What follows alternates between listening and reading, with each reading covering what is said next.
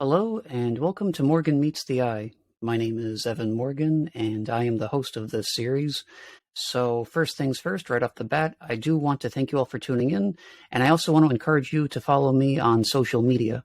My Twitter handle is @NotSpicedRum, and my Instagram handle is @SomeGuyNamedMorgan.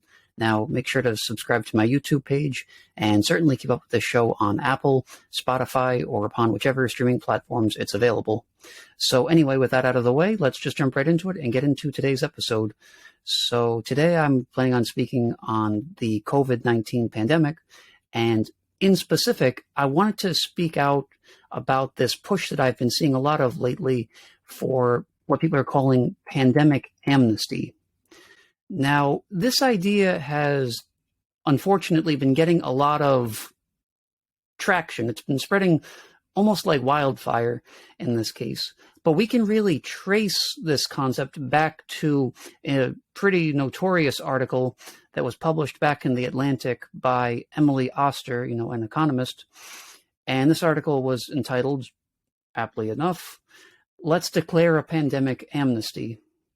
So the overall message here can really be condensed into everybody overreacted to COVID-19, even though in reality that's not true at all. Not everybody overreacted, just a very small and pushy minority who were determined on getting their own way despite what the vast majority of people wanted. But anyway, the overall gist of this article comes down to everybody overreacted to this pandemic. So you know what? Let's just call it a tie game, and let's just say we all were equally wrong, and let's just put everything behind us, and let's just forget everything that's happened over the past couple of years now. So this is pathetic. I mean, what this really means is that the people who got behind all these really, really authoritarian, measures here, these people are starting to realize, okay, I made a very bad decision here. I'm not coming out looking very good here. I'm not looking like the good guy. And, they realize that, history is already starting to look pretty poorly on them. But the problem here is that they don't want to admit it. So before I get into my own personal opinion, into my own personal stance on this particular topic of pandemic amnesty, I do want to discuss both sides of this issue as neutrally as I possibly can. So starting with the pro-amnesty side, this concept has definitely gathered some support, very unfortunately, but the argument here is basically that supposedly the only way that we can truly get past COVID is to let the past go and to forgive, quote unquote, everybody for the mistakes that were made, quote unquote, on many sides.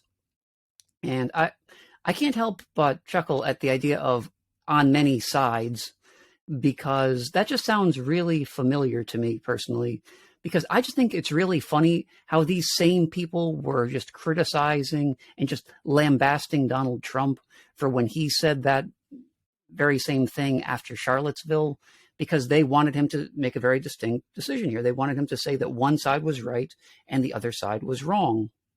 But now they're doing the exact opposite. Now suddenly the issue was too complicated. Now it's, there was wrongdoing on many sides, Now they're the ones who are playing that card. And the fact that they're suddenly doing a 180 on this, the fact that they're reversing the stance really indicates that they've made some kind of mistake along the way here. I mean, if these government restrictions that they were so adamant about pushing for actually had gone through successfully, let's say they did work out. Let's say that all the masks and lockdowns and social distancing, let's say it just worked like a charm and suddenly everybody was better off and it all worked out. Would these people then turn around and support the people out there who oppose these restrictions, who wanted to avoid that, who wanted to take a more laissez-faire approach to it? No, of course not. They wouldn't be calling for pandemic amnesty. They'd be all for, pushing these people, to the absolute maximum extent of the law. They would want them to be, punished as severely as possible. just the same, and they would react the same exact way they did to Charlottesville if these people started pushing for pandemic amnesty. The only reason they're pushing for pandemic amnesty now is because they realize that they're essentially losing this argument. Anyway, the crux of this pro-amnesty argument, it comes down to ignorance. When COVID broke out, they're saying that people simply didn't know. This crisis just came out of nowhere. It was brand new, and there was a lot of mystery behind it. It was overwhelming to a lot of people. And since this was just such an unprecedented thing, there really wasn't a lot of scientific data that people could pull from about this disease back in March of 2020 when it was really kicking off. So due to this outrageously overwhelming amount of anxiety and fear and uncertainty, the people within our society who didn't really care about individual freedom or personal liberty, they kind of just threw all that out the window. They didn't care. So what they called for instead was for the government to step in and shut down businesses and schools and to force everybody to stay in their houses.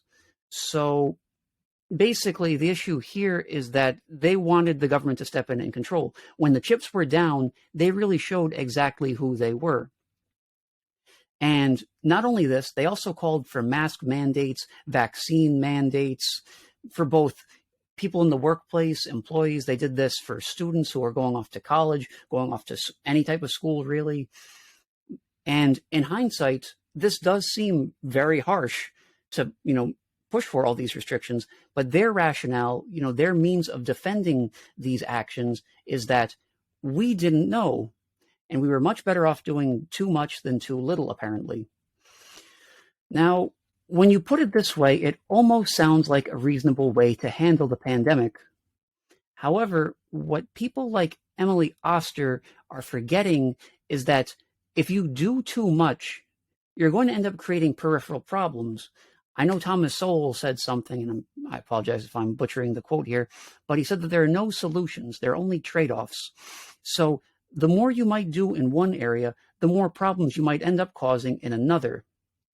So just to give you an example of this, if you were to close down all of the businesses in a particular industry because you don't want COVID to spread throughout the people working in that industry and you want to slow the spread that way, understand that there is a drawback to that. And that means that you're going to inevitably be lowering economic productivity because there are businesses that are now not open, they're not producing, they're not creating goods or services. So there's going to be less going into the economy.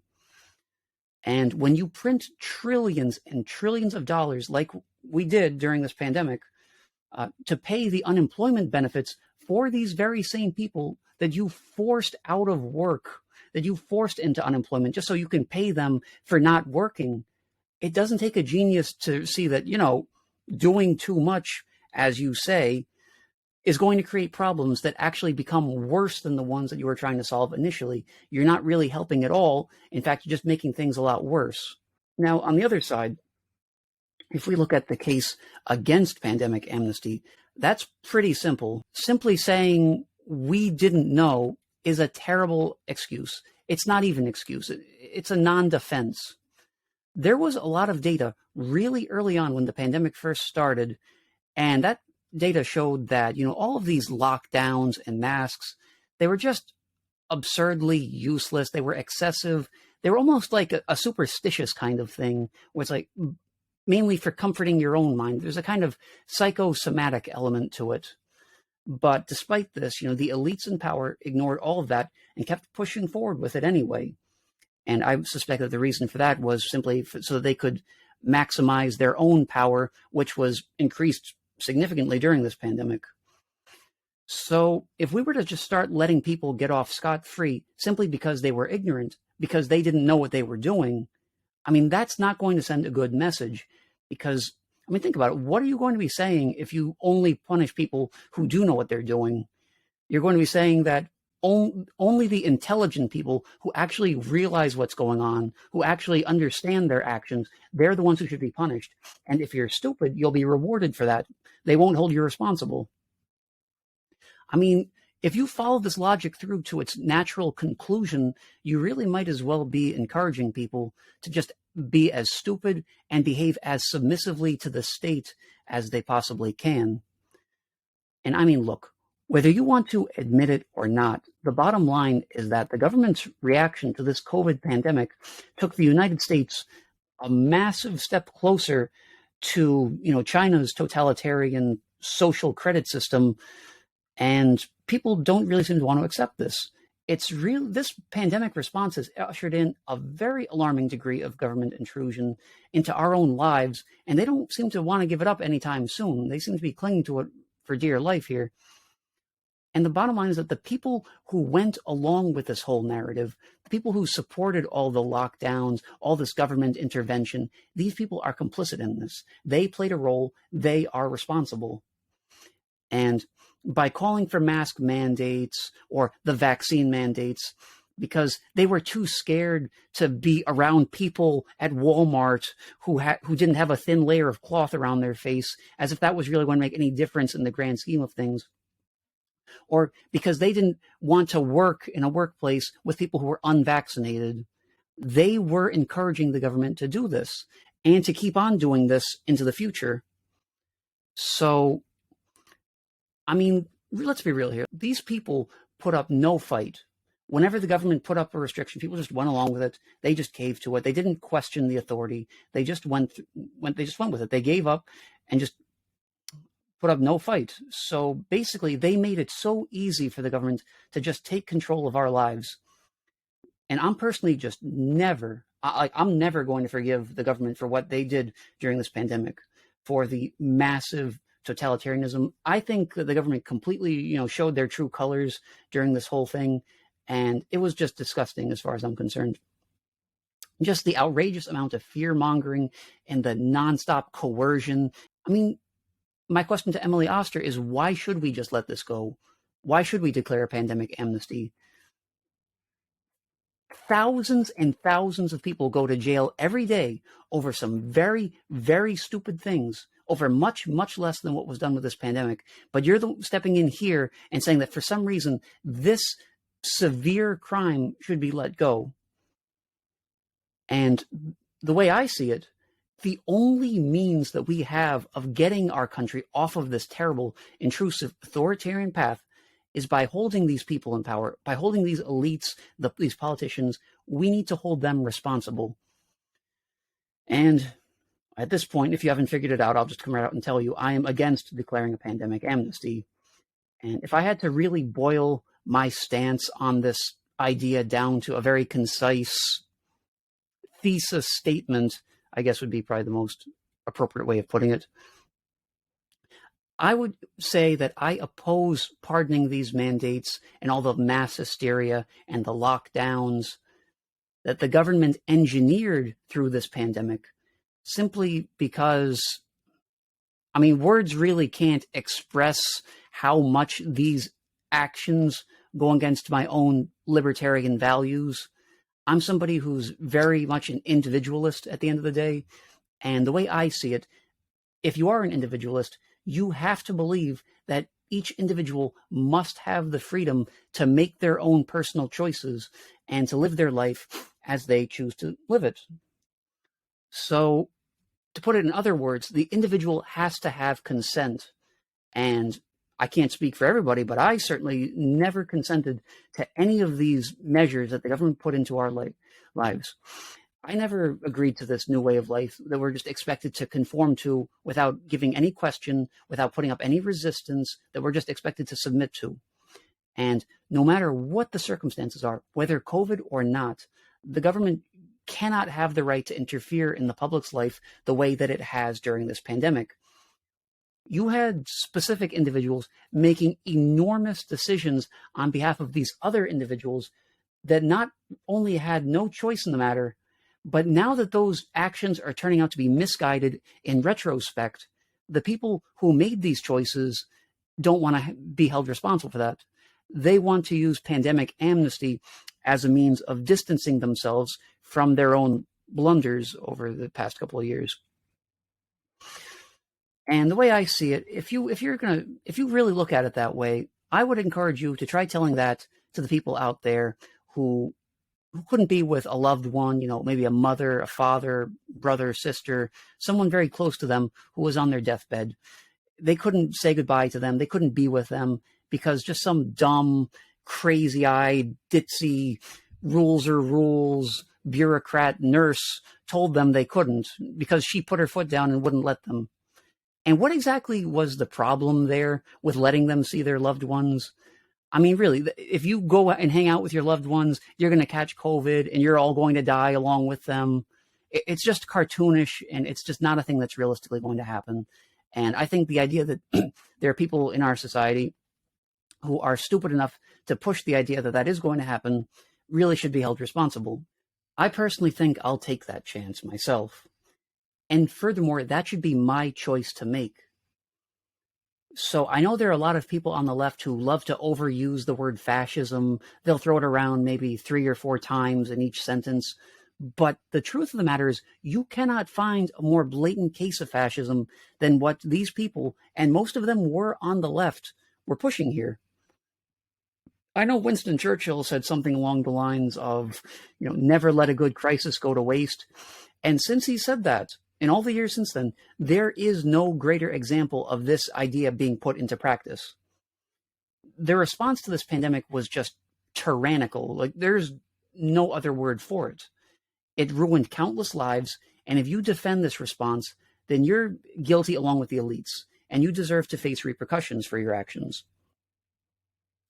So I really think here that the fundamental issue with declaring a pandemic amnesty is that it's just inherently contradictory to the idea of a justice system, because the whole point of a justice system is to take things that are unjust and to make them just. So if we're going to flout this idea, that really begs the question, why should we deliberately leave injustice intact? I mean, let's not forget, a certain wise uncle once said that with great power comes great responsibility. And when I think of the people in our society who happen to have tremendous power and influence, I first think of the government. So from here, once we establish that the government has great power, which can be taken for a fact, it only follows that the government should have to face responsibility for what it does. And when we look at the many, many social issues that have been caused or just exacerbated by the government's actions, we can safely conclude that the state acted irresponsibly during COVID. You might even say that whether, firing people simply because they didn't consent to getting a vaccine injected into them, or just lowering our own standard of living, putting greater financial pressure on us, simply because you've crippled the value of the dollar through massive inflation by people who don't understand how economics works and who, of course, work for the government. Not understanding how economics works and working for the government basically go hand in hand, I'm noticing. You could say these people acted unjustly. I mean, we saw massive damage inflicted on our society. We saw inflation, skyrocket. Childhood development was stunted because you shut down all the schools. Businesses were shut down too. And in the majority of cases, they're unable to ever reopen. There were shortages of goods and services in the market. Isolating people by locking them down led to a huge spike in suicides. And overall, there was just an unprecedented amount of power that people just willingly gave over to the government without any question. Anyway, the government needs to recognize that there are boundaries that it can't cross. And this doesn't apply only to the state, but to us as individuals as well. And if we declared a pandemic amnesty, that would send the message that interfering in the lives of others, of destroying personal freedom, of throwing individuality out the window, that doing all of this is acceptable. That's the message that we're going to be sending if we declare a pandemic amnesty. So then, the question I pose is, why would you want to send that message? Why would you want to say that it's okay to tread on the rights of others? I mean, you can't simply say that we were all in the dark when the pandemic started, because that's just not a good enough justification for a pardon. And if we're being honest here, I really doubt the sincerity of these people who are calling for pandemic amnesty. I don't think they're nearly as noble as they'd have us believe. I don't think that for 1 second they're calling for this out of some kind of compassion or out of empathy for other people. In reality, these are everyday people in the public who stupidly bought into this ridiculous narrative, hook, line, and sinker, without giving any question, without thinking about what the long-term consequences would be, and they were wrong. And judging from the fact that a person like Emily Oster actually went out of her way to write this article in the first place, deep down, they're well aware that what they did was wrong. They just don't want to come to terms with that. They don't want to have to publicly admit that. So that's why these people are calling for a pandemic amnesty. They regret some embarrassing and, moreover, some deeply immoral actions that they took, some very ugly decisions that they made. But the main issue here, the thing about this is they don't want to own up to it. They don't want to admit it. They don't want to acknowledge that they were wrong in their actions, because that's very likely going to damage their credibility going forward. Because what if something like this comes up again? What if there's an issue that's similar to COVID, and next thing you know, nobody wants to look to these people for their opinion because we've already seen how bad their track record is? Why should we take what they suggest again? Why should we go down the same road of government tyranny, of authoritarianism, of intervention, of shutting down businesses? Why should we do all that over again? Why should we value your input the next time something like this comes up? And I know that a lot of these people who are more left-wing, they're very desperate to feel like the good guys. But that is simply not how it played out here. That is objectively not what happened. And I know that this might hurt their pride, but we can't let something as trivial as their own ego hinder justice or allow further authoritarianism to actually take place. We can't let this continue any further just because, these people don't want to feel bad about themselves. They don't want to, feel like they've made a mistake when they objectively have. We can't let all these countless lives that have been ruined by the government's intervention, by their terrible handling of this pandemic, of the horrible social impact that has happened, is happening, and is going to happen into the future, just so these self-righteous people on the left can maintain their sense of moral superiority. Anyway, I've been ranting for a while here, and I feel like I should probably get off of that. So I want to change gears here and read from this article directly. So when I take a look at this, I do see that it starts out with, let's focus on the future and fix the problems we still need to solve. I wonder if she realizes that people like her are one of the problems that we do need to solve here. I mean, yes, there's no denying that we do need to focus on what lies ahead of us. And there are definitely a lot of obstacles out there that we're still going to need to overcome. But really, what I don't get here, and what she's not really explaining, is where does pardoning the elites fit into this? Why is it that we need to declare a pandemic amnesty in order to address these problems that are facing us right now? I mean, we can do both. There's no denying that. Like, we can definitely hold the authoritarians responsible and improve our society. Those things aren't mutually exclusive. In fact, I would say that they're a package deal. They're required to do both of them. They're synonymous.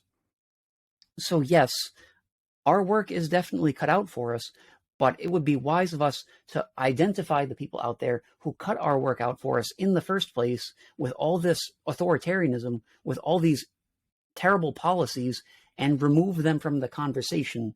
That would be a great first step toward fixing these problems. So anyway, picking up with the article, she does go on from here to talk about going on a hiking trip with her family at the beginning of the article. And they're all wearing masks outdoors for some reason that I don't understand. But eventually, at one point during this trip, they're walking down the path and they come into contact with some other people. And when this other young girl was close to her son, and I want to point out for context here that he was only 4 years old, he screamed social distancing at her.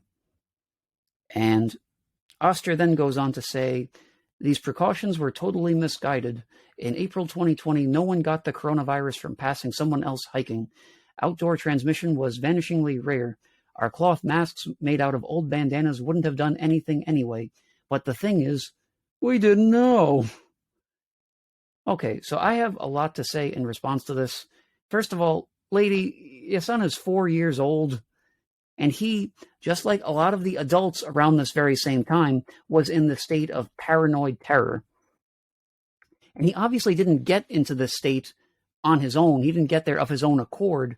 He was essentially influenced into it by you, by your own beliefs and behaviors that he was witnessing. He was obviously not watching the news or reading all of these scientific reports about COVID. No, the reason he yelled social distancing at this young girl is because you've influenced him with your own clueless fear. He's just mirroring your own actions, your own behavior, your own attitudes, as young children around that age tend to do. So anyway, as for that quote that I was reading from the article, it really basically acknowledges everything that I've been saying up to this point now, which is that the coronavirus really wasn't being spread around outdoors, and it definitely wasn't going to be spread around just by crossing somebody else while you're hiking. It openly admits that these masks are useless, but then it just says this magic line that they think is going to make everything go away, and I'll come back to it right now. But the thing is, we didn't know. And I like how she italicizes "we didn't know" as if that's supposed to be some profound or meaningful statement. In reality, it's not an excuse to begin with. I don't care that you don't know. It doesn't matter whether you italicize that or not.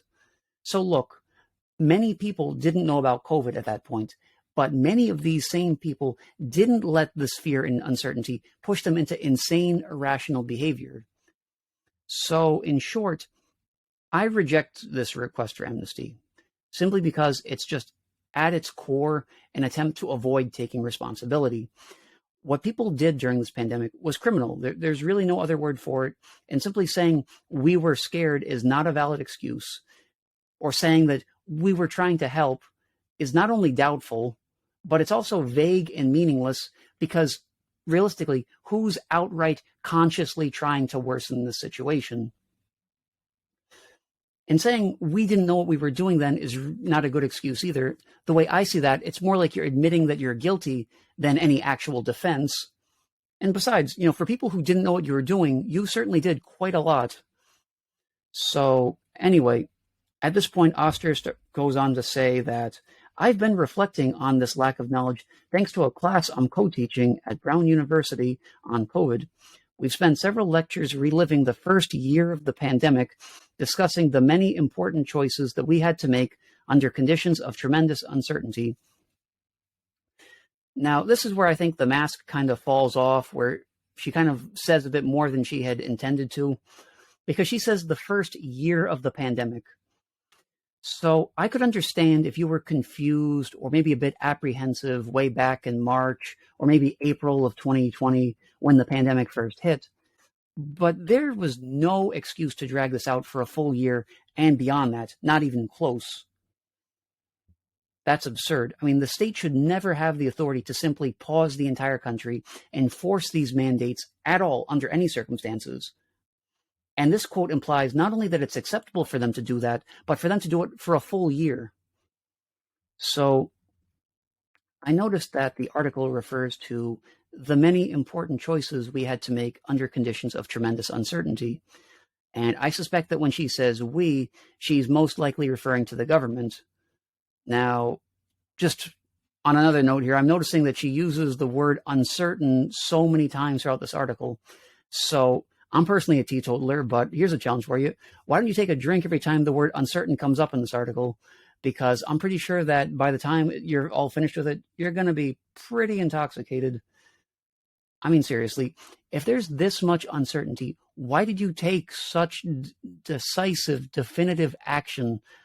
How could you have been so certain, mind you, that you're taking the right course of action at that time? If you didn't know how this disease actually spread or what it would take to stop it, how could you be sure that just forcing people to wear a thin layer of cloth over their face was actually going to work? I mean, for example, you've already acknowledged that people wearing masks at outdoor public gatherings is not going to work. I mean, you've acknowledged that those masks, those bandana masks you were wearing weren't going to work. Beyond that, it was overall just a complete waste of time. Another example of this would actually be just looking at the impact that shutting all of these schools down took on education as well as child development.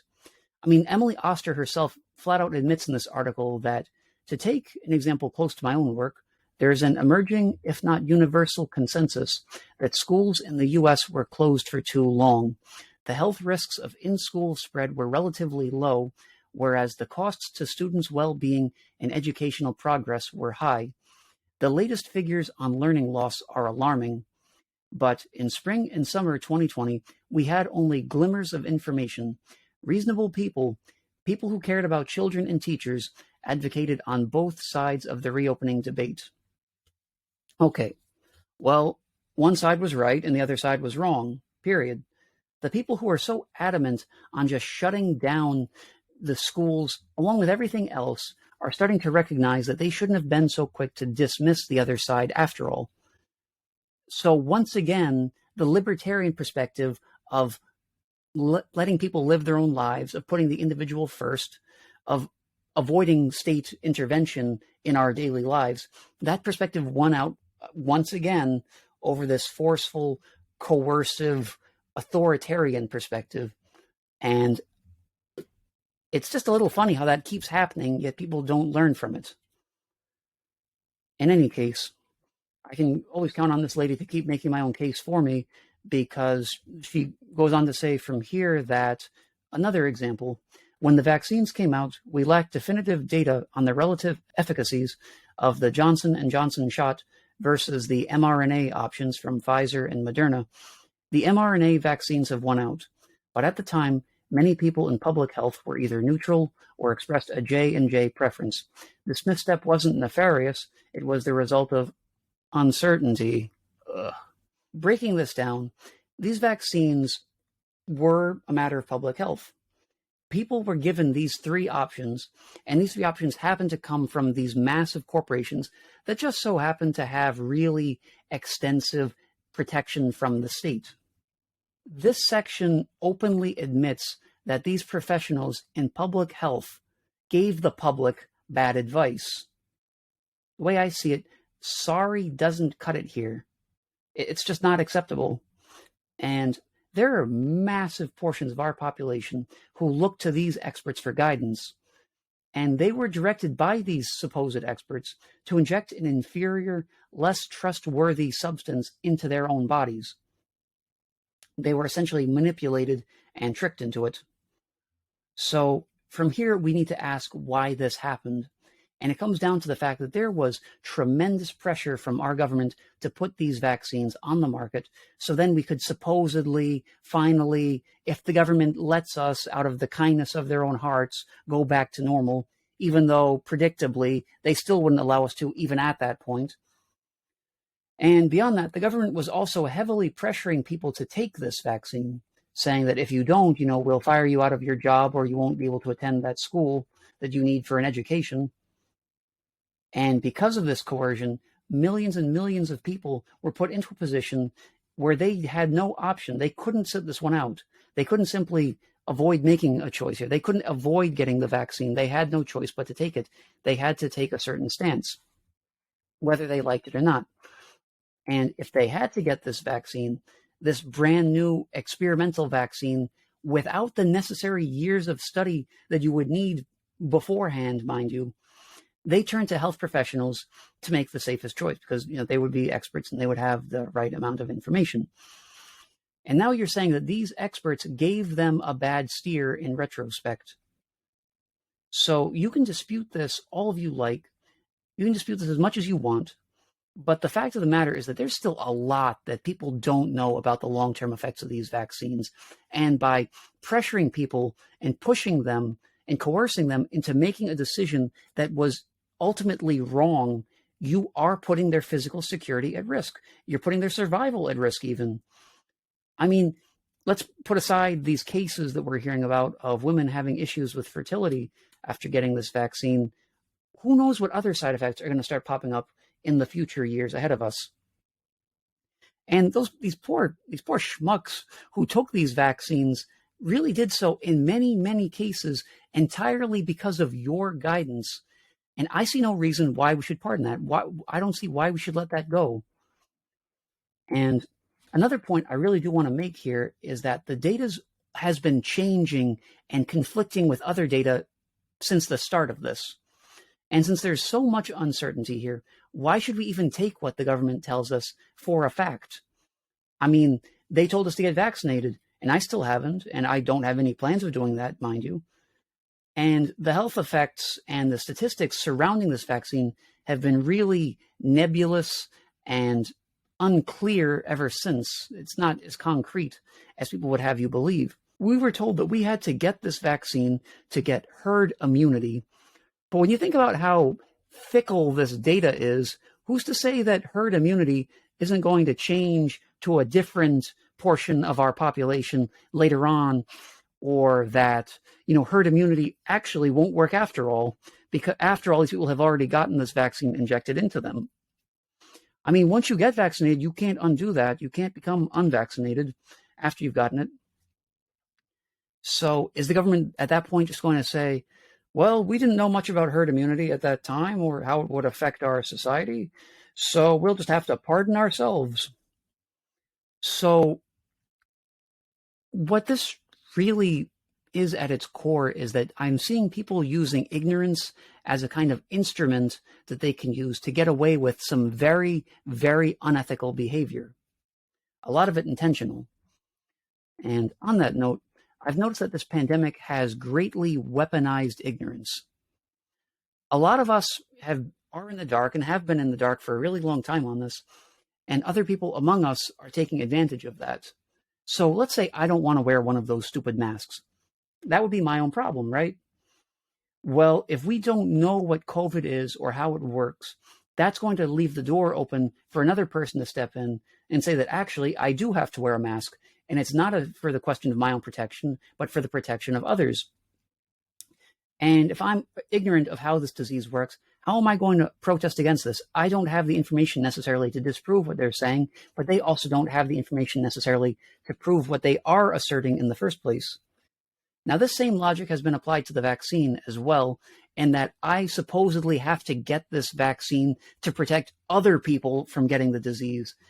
And when you actually think about that, and when you apply critical thought to that, it's just hilariously nonsensical. It makes no sense. And if we were to brand this as you have to wear these masks everywhere, you have to get this brand new vaccine simply because we told you to, that wouldn't go over as well. This would be brazenly authoritarian and completely contradictory, just directly antithetical to the concept of liberty in itself. However, if we were to take this and package it as you have to do these things for the protection of other people, for the protection of their own rights, then it appears a little more reasonable. Now, if this were actually factually correct, it would be a very similar train of logic to the idea that we don't have the freedom to commit acts of violence on other people because it not only harms their well-being, but it also does so without their actual consent. And unlike the COVID argument, that actually is a valid, legitimate train of thought. The problem with COVID, on the other hand, is that the people who are making this argument openly admit that they don't know about what they're saying. You don't know what they're going to be saying a couple months from now or a year down the line.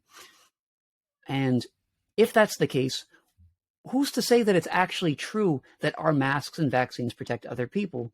And saying maybe it will, maybe it won't, isn't good enough. That's not sufficient reason for us to put aside our own personal freedoms. So anyway, getting back to Emily Oster's article, one section that I wanted to discuss was when she said, obviously, some people intended to mislead and made wildly irresponsible claims. Remember when the public health community had to spend a lot of time and resources urging Americans not to inject themselves with bleach? Okay, so I think this particular section best represents how dishonest and disingenuous this whole call for amnesty really is. I mean, this article is going to call out some sarcastic remark that Trump made, And I mean, how much damage did that actually do? Seriously, how many people actually died from injecting bleach into their veins? What kind of, I mean, it's just a very silly, unrealistic type of rationale here. And frankly, it just seems like more of a coping mechanism than anything else. But it's not willing to acknowledge the the much more serious measures that took a far greater toll on our everyday lives. It's going to criticize Trump for making some facetious comment that has no bearing at all on actual policy or on the average everyday person's life. But she does that, and there isn't one negative word in this whole article about Dr. Fauci. So Emily Oster is really trying to avoid taking responsibility here. So she's using Trump as a diversion. It's some kind of really insufferably passive-aggressive way of saying, see, you guys were wrong too, so therefore you have no grounds to make me look like the bad guy. And she just so happens to be using a very misleading, a very dishonest example to make her case. And if you actually watch that clip, he's not telling people to inject themselves with bleach. But I guess, she's not really concerned with the overall facts of the situation. And speaking of Trump, while we're on that topic, I just have a little thought experiment here for these people.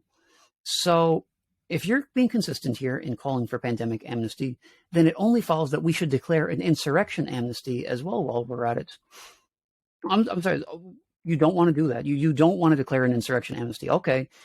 You want to hold those people responsible, but not the ones who are behind COVID, behind all these COVID restrictions. If you think that we should just let these things that were done to our entire nation, to everybody, because of this pandemic, you think that should be let go.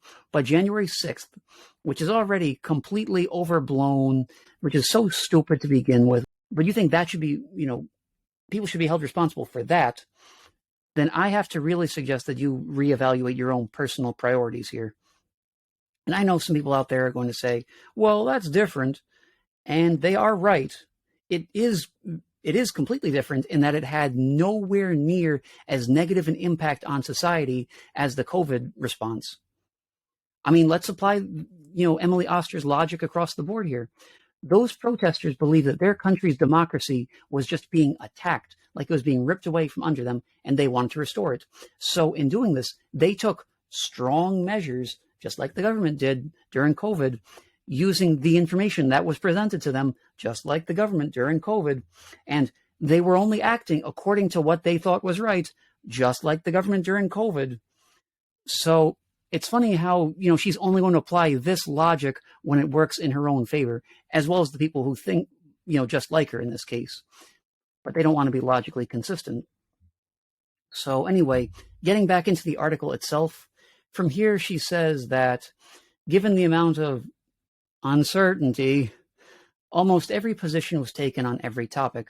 And on every topic, someone was eventually proved right and someone else was proved wrong. Yeah, it's funny how that works, isn't it?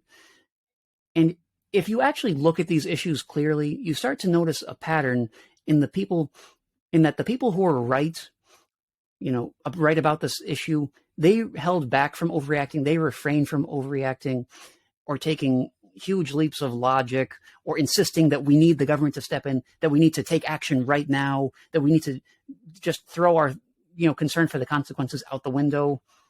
Whereas the people who were wrong, or perhaps more accurately, the people who were left, they did the exact opposite of that. She says the people who got it right, for whatever reason, may want to gloat, and those who got it wrong, for whatever reason, may feel defensive and retrench into a position that doesn't accord with the facts. So that's it. That is exactly what I'm talking about. This isn't about actually repairing our society or fixing the situation or helping other people. This is about your stupid pride not letting you face the facts. And as for gloating, I mean, that's a pretty loaded word to begin with. There's already a bit of a negative connotation to that word. I think it's more accurate to say that these people feel vindicated after they faced so much opposition, criticism, so much mockery, and just being treated like a pariah simply because they didn't want to wear those masks. And I feel the same way. So I'm against amnesty, not because I have some malicious or smug, self-righteous need to put other people down, but because I recognize that we can't let this thing go on, and we need to know that certain people aren't credible, that we can't, put these people, we can't let them stay in their same positions.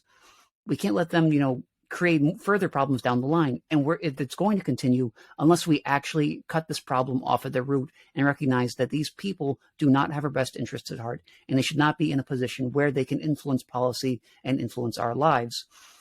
I mean, if you're responsible for this, then why should we listen to you the next time a situation similar to COVID comes up? You might say, but this time it's different, but that's not going to be a valid case for shutting down the entire country.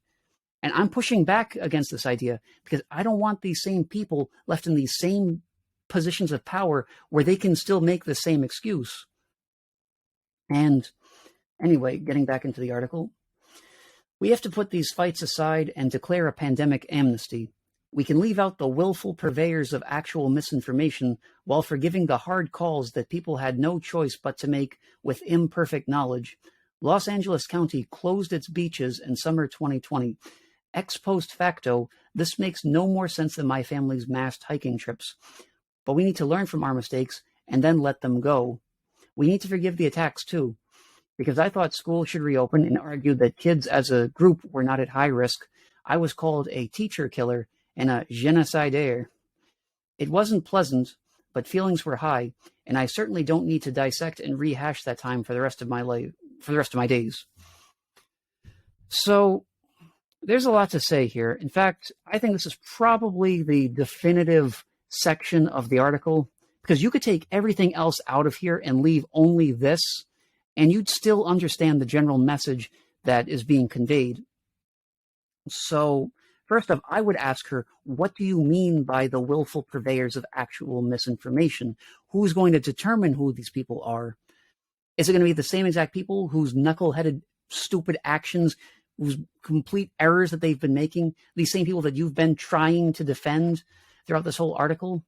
I mean, apparently you are, because right after this, you go on to talk about forgiving the hard calls that people had no choice but to make with the imperfect knowledge. So I guess the people who made these hard calls are the ones who should determine who the willful purveyors of actual misinformation are. So of course this is referring to the government. I mean, who else is it going to be referring to? And just saying that they had no choice but to impose these policies, it's just ridiculous. It's absurd. And at this point, it just sounds like a battered housewife trying to make excuses for an abusive husband. I mean, let's be clear. You're telling me that the only option that we could take here was to shut the entire country down and to make everybody wear those stupid masks and then rush this vaccine onto the market with the government shielding its producers from liability. You're saying that that was the one path. That was how it had to happen here, that it couldn't have gone any more smoothly. Because if you are saying that, if that is the case you're making, why? And then she says that they had to make these decisions with the imperfect knowledge. And look, there's definitely, I would acknowledge that there is no getting around the fact that the vast, vast majority of us were uncertain about a lot of things when the pandemic first started. But the thing is, we tended to also be aware of that fact. We knew that we really shouldn't take extreme measures that might end up aging poorly and backfiring on us. I mean, when people were trying to figure out what policies they should pass, you would think some person among them would say, we have imperfect knowledge here, and there's a lot we actually don't know that might actually contradict the course of action that we're taking here. This could just blow up in our face.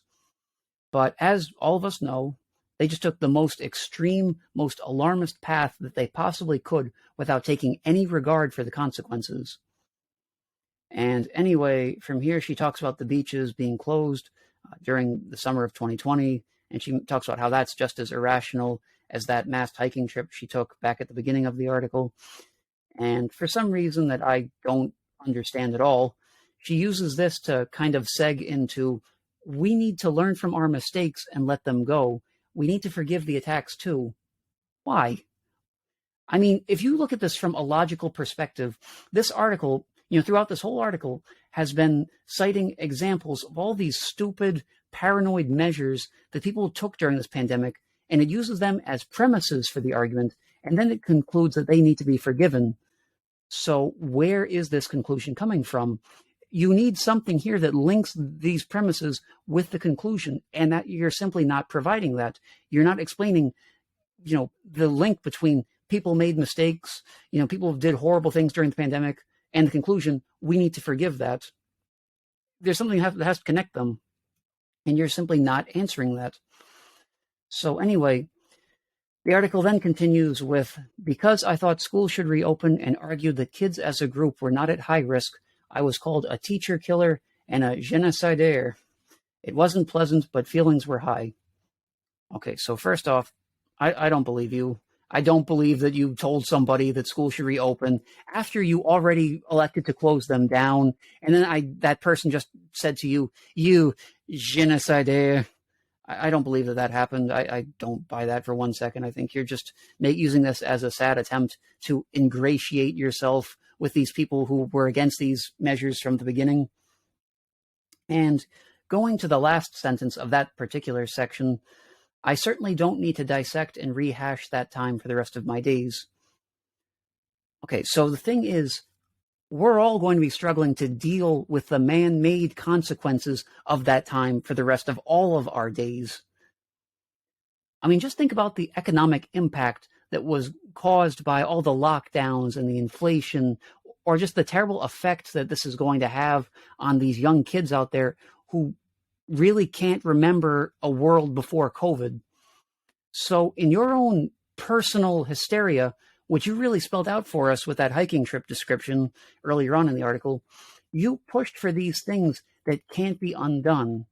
You chose a false sense of security over our whole society's freedom. And we're going to be faced with the lasting effects of this one way or another for the rest of all of our lives.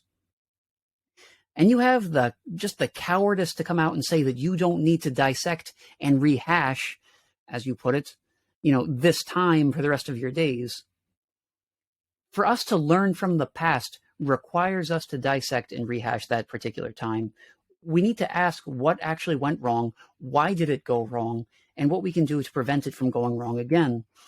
And I suspect that you're hesitant to ask these questions because the answers to them aren't going to come out looking very good for you. You're going to look pretty badly if we start asking them. But anyway, let's get back into the article. Student test scores have shown historic declines, more so in math than in reading, and more so for students who were disadvantaged from the start, or more disadvantaged at the start. We need to collect data, experiment, and invest. Is high-dosage tutoring more or less cost-effective than extended school years? Why have some states recovered faster than others? We should focus on questions like these because answering them is how we will help our children recover. Okay, so just to put all what she just said into perspective, there were 7 states that did not issue any stay-at-home orders when the pandemic first hit, and I just have the list right here. They were Arkansas, Iowa, Nebraska, North Dakota, South Dakota, Utah, and Wyoming. So I took these states and I cross-checked them with a ranking of states based on how quickly they're recovering from COVID. And in that ranking, that has South Dakota, Iowa, Nebraska, and Utah all within the top 10.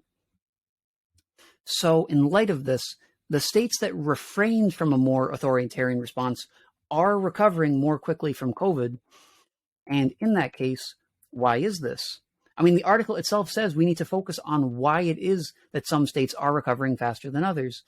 And beyond the obvious overall total inefficacy of the masks and the social distancing, I really do think it comes down to the psychological toll that this government response has taken on the public. This government response to COVID-19 has influenced people quite a lot so psychologically. And let's be real here. A lot of people in our society are just sheep who are going to go along with the group. They go along with group thought. They can't really think independently in contrast to those around them. And in a lot of cases, in many, many, many cases, the government successfully drilled this sense of just paranoia and terror into their heads. And the way I see it, it only follows logically that the longer a state's people remain locked down, living under these COVID restrictions, the more they get swept up in it. They get attached to this type of lifestyle. And then the longer it's going to take for them to transition out of that and to adapt and get back to into the swing of things, to get used to, normal life once again. So, of course, this article only poses this as a question. It doesn't actually attempt to provide any answers to why certain states are recovering faster than others, or these other questions as well.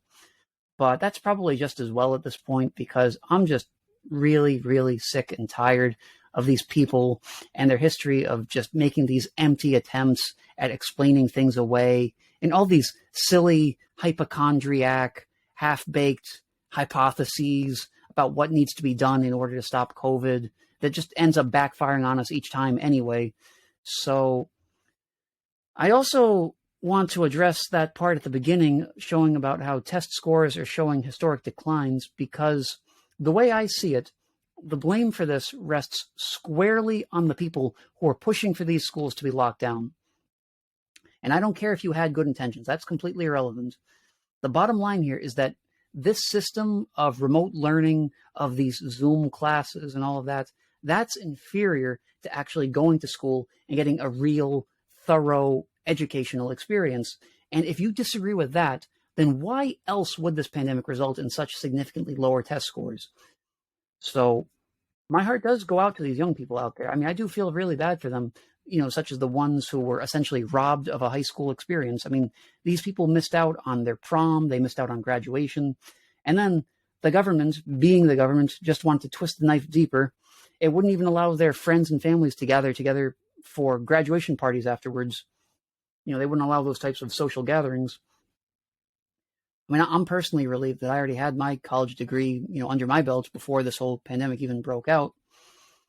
And really, what do you think are going to be the long-term effect of this pandemic on young kids? Because I was only 5 when 9/11 happened. And, in retrospect, looking back on that, I can definitely recognize the impact that event had on the world around me. But that's nothing. That's nothing at all compared to how this pandemic just completely reshaped, restricted, and changed our society for the worse. How are these government measures going to be impacting kids in the long term? Because frankly, it's the hard truth that it's probably going to affect them for the rest of their lives. I mean, we've been doing this for 2 years. Think about how long 2 years might feel to a kid who's in elementary school. That's going to feel like a massive portion of his life, of his development here. I mean, it's pretty much guaranteed that the developmental impact on young kids is going to get worse the longer these measures are carried out. And you keep carrying them out. And, just on the psychological reasoning behind that, well, we'll let things go back to normal as soon as you promise not to hold us accountable for what we did, like some kind of pandemic ransom. But anyway, moving along, the article ends with, the standard saying is that those who forget history are doomed to repeat it, but dwelling on the mistakes of history can lead to a repetitive doom loop as well. So let's acknowledge that we made complicated choices in the face of deep uncertainty, and then try to work together to build back and move forward. Okay, so those who forget history are doomed to repeat it is probably one of the most famous sayings ever. It's probably one of the most well-known axioms ever. It's a statement that's so tried and true. And you're going to argue against this line by saying, well, actually, you know what? We could do that, or let's forget history. Let's disregard the lessons it can teach us. After all, we don't want to end up in a repetitive doom loop. A repetitive doom loop? What does that even mean? I mean, a loop already implies repetition, so for you to call it a repetitive doom loop is just redundant for starters. That all right there just sounds very stupid. And the fact that you're trying to ignore the wisdom of this well-known quote that the people who don't listen to it have, by its very own nature, met with bad circumstances, the fact that you're trying to argue against that, it really indicates that you've made a really bad mistake that you don't want to live with, that you don't want to own up to, that you don't want to acknowledge. And Simply saying that let's acknowledge that we made complicated choices in the face of deep uncertainty is not a good idea. I mean, no, I do not acknowledge that, because there are certain moral principles that we need to live by universally, as far as our autonomy, as far as other people's rights, or personal freedom or individual liberty. And you can't simply take these rights away from us simply because of you having to make complicated choices or deep uncertainty. I mean, that just sounds like something out of Animal Farm, if we're being completely honest here. It doesn't really matter how uncertain you are. It's just that there are some things you just don't do. And the fact that so many people think that this kind of authoritarian behavior can be allowed, that it's acceptable, is going to have to change in order for us, as Emily Oster says in this article, to build back and move forward. So that's not going to happen. That's not going to change if we declare a pandemic amnesty. So in order to improve our society, in order to make the better world that, Emily Oster keeps talking about in this article, to keep making the progress she keeps talking about making, we need to do the exact opposite of what she's proposing. Anyway, that's pretty much the gist of the article itself. I mean, it's an amusing read, I'll give it that, but it's a bit frustrating at times too. And look, I know that there's some people out there who are going to hear me criticizing this whole pandemic response, and they're going to say, come on, Evan, it's easy for you to just sit there, on your high horse and point the finger at these people in the government.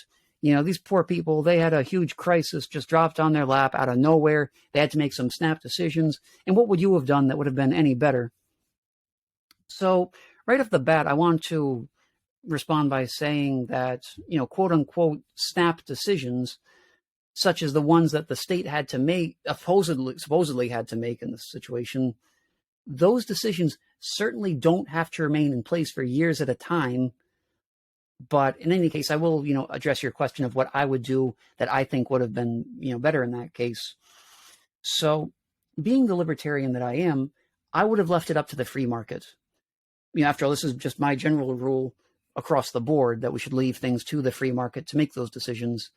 So masks and vaccines should not have been mandated by the government, but should have been left as decisions for businesses and individuals to make.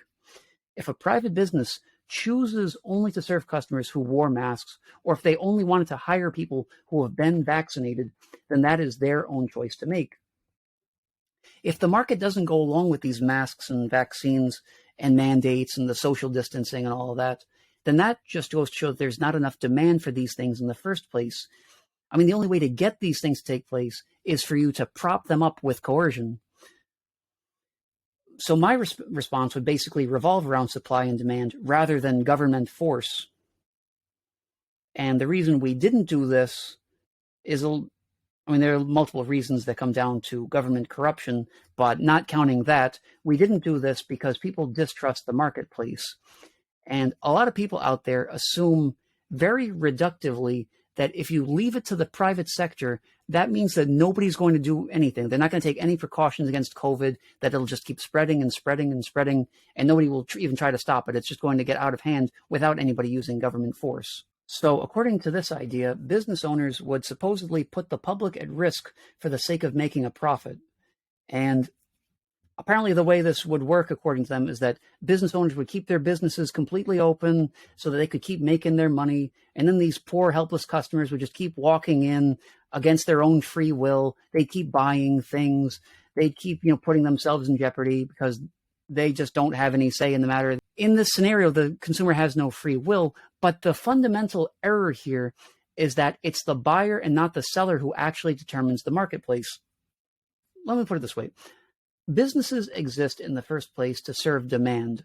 So as long as the public demands these goods or services, there's going to be a demand for these businesses to stay open. The pandemic itself is really just one factor that the consumer would take into consideration when they were deciding whether or not they should, do any business with a particular producer. And with what actually happened, with the government simply stepping in and forcibly closing these businesses and taking these options away from the consumer as a result, these options of which businesses to, purchase from, the state was in effect making that choice for the consumer. So let's say if we're not going to declare pandemic amnesty, what should we do with the authoritarians who pushed for all of these responses instead? I mean, the guillotine's tempting, and I can say with no exaggeration that there are elites in power who definitely deserve that for what they've done. And I will acknowledge that there is realistically, in the real world, a kind of hierarchy of guilt here. So if we have those people, those everyday people we've all come across who are barking at you to put a mask on in the supermarket. And then we have those people in the government who push these terrible policies and use their state force to cripple our society, who are much worse in the grand scheme of things. And while we're talking about guilt too, I think we should also throw in the media, because I think their role in this really can't be understated. We really can't overlook that. So, I mean, looking back, there was really no escape from the COVID sensationalism, all the fear mongering that the media was pushing back then. You really couldn't, and even still today, to a lesser extent, you couldn't turn on the TV or go on the internet or pick up a newspaper and read that without hearing about COVID, without this pandemic just being front and center. Anyway, putting all that aside, everybody who advocated for and facilitated this kind of government coercion has to swallow their pride and accept their place in the history books. And for the people who are out there in power, those people at the top who are responsible for this, they need to go to jail. I mean, Dr. Fauci does not deserve a pardon. What he deserves is something I would rather not say on record. And the bottom line is that there really needs to be some massive legal reprisal against these people who made these decisions in the first place. Anyway, wrapping things up here, I do want to summarize my general thoughts on this topic. So, in short, pandemic amnesty, no, it's a terrible idea. And the fundamental problem with this idea is that it's an attempt to weasel out of taking responsibility for something that was, is, and probably is going to stay for the distant future, obscenely unjust, obscenely immoral. And the case that this particular article makes for it is very flimsy. It's not strong enough to undo the damage that this pandemic has inflicted on our society. It just isn't. The writer obviously didn't think her actions through during the pandemic, and she's definitely not thinking her actions through now. So this article says that we need to forgive one another, but I say that that's really misleading, because there are a lot of people out there who have much more to apologize for than other people. So with all that said, I do want to say thanks for tuning in. This has been Evan Morgan of Morgan Meets the Eye. Make sure to follow me on social media, subscribe, comment, and above all, keep asking why. Everybody out there, have a good one. Bye-bye.